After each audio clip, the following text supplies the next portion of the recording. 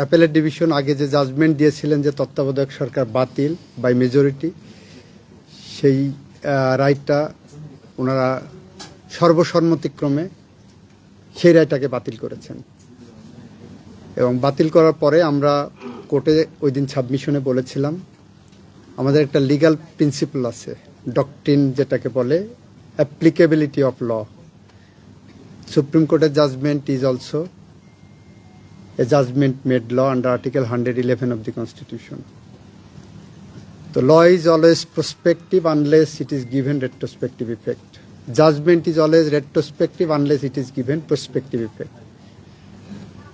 তো ওনারা এটাকে prospective effect দিয়েছেন, অর্থাৎ আগামী সংসদ ডিজলভ হওয়ার পরের থেকে এই রায় কার্যকর হবে। ফলে তত্ত্বাবধায়ক সরকার ব্যবস্থা পুনর্বহাল হলো। তত্ত্বাবধায়ক সরকার ব্যবস্থা সংবিধানে 1996 সালের ত্রয়োদশ সংশোধনীর মাধ্যমে আনা হয়েছিল। টানা তৃতীয়বার অর্জন করেছে দেশের সেরা সুপার ব্র্যান্ড স্বীকৃতি বসুন্ধরা টিস্যু। সেইটাকে সংবিধানের সাথে সাংঘর্ষিক না বলে এটাকে সাংবিধানিক হিসাবেই ঘোষিত হলো। তত্ত্বাবধায়ক ব্যবস্থা বাংলাদেশের গণতন্ত্রের জন্য একটি সহায়ক ব্যবস্থা হিসেবেই হয়তো ফুল জাজমেন্টে আসবে, কারণ কনক্লুশন যেটা আসছে এই লাইনে সাবমিশনের বেসিসেই। আজ থেকে বাংলাদেশের মানুষ আগামী দিনে নিজের ভোট নিজে দিতে পারবেন। দিনের ভোট রাতে হবে না, মৃত মানুষ এসে ভোট দিয়ে যাবেন না, এরকম একটি গণতান্ত্রিক মহাসড়কে চলা শুরু করলেন বলে আমরা মনে করি। যে একটা প্রশ্ন করতে চাই সেটা হলো যে মানে যদি পরের নির্বাচনে এটা হয় তাহলে কি যে 58 গ 3 অনুসারে প্রধান বিচারপতি তত্ত্বাবধায়কের প্রধান হবে, মানে জুলাই সনদে কিন্তু আবার নতুন একটা ফরমেশনের কথা আসলে তখন দেখা যাবে। পুরা জাজমেন্ট আসলে তখন আমরা ডিটেইলসটা পাবো।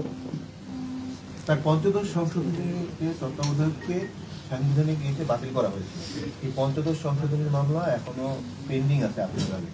সেক্ষেত্রে এই যে আজকে রায়টা হলো তত্ত্বাবধায়ক 13 অ্যামেন্ডমেন্ট রিভাইভ হলো, এটা কি কোনো রকম ক্ল্যাশ করবে কিনা? এই জায়গাটা ক্লিয়ার করে, কোনো ক্লাসের তো প্রশ্নই ওঠে না। পঞ্চদশ সংশোধনী রায়ের মাধ্যমে তত্ত্বাবধায়ক সরকার বাতিল করেছিলেন, এটা হলো পঞ্চদশ সংশোধনীর ইস্যু। এটা হাইকোর্ট এটাকে অসাংবিধানিক বলেছে অন দ্য গ্রাউন্ড যে এটাই আনা হয়েছিল, এই সংশোধনীটা আনা হয়েছিল অসৎ উদ্দেশ্যে, মেলাফাইডিনেস। আমাদের একটা আপনারা জানেন যে মেলাফাইডনেস ভিশিয়েটস everything.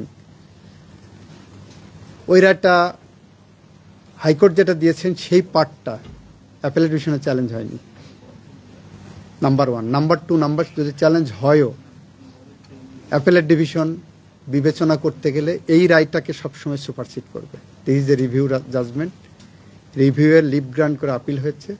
This judgment will supersede any other findings. ওইটা অন্য গ্রাউন্ডে পঞ্চদশ সংশোধনীর ওই অ্যামেন্ডমেন্টটাকে হাইকোর্ট ডিভিশন বাতিল করেছেন, ওইটা কিন্তু চ্যালেঞ্জ হয়নি। চ্যালেঞ্জ হয়েছে যেগুলো বাতিল চেয়েছিলেন কিন্তু হয়নি সেই পয়েন্টগুলোতে, নট অন 15th অ্যামেন্ডমেন্ট। এখন তো যে অবস্থা আছে সেই অবস্থা